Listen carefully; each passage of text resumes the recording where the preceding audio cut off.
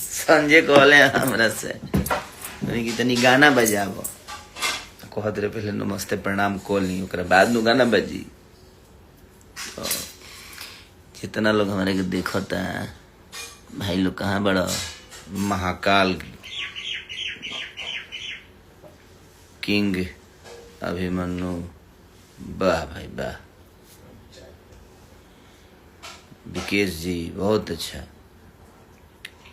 जितने भी हमें प्यार करने वाले लोग हैं, हमारे भाई चाहने वाले, सबको दिल से प्रणाम।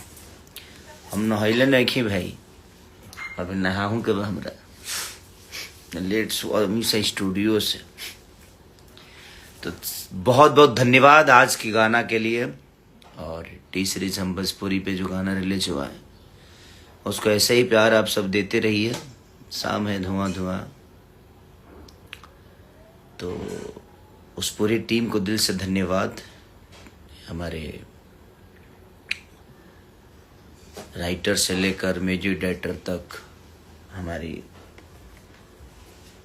पूरी वीडियो की डायरेक्टर से लेकर पारुल तक, सबको दिल से धन्यवाद कि आप लोगों ने बहुत मेहनत की। कम टाइम में वीडियो किए क्योंकि टाइम था नहीं और टिकट हो गया था उसी रात को, इसलिए थोड़ा सा जल्दी जल्दी में आना ज़रूरी था।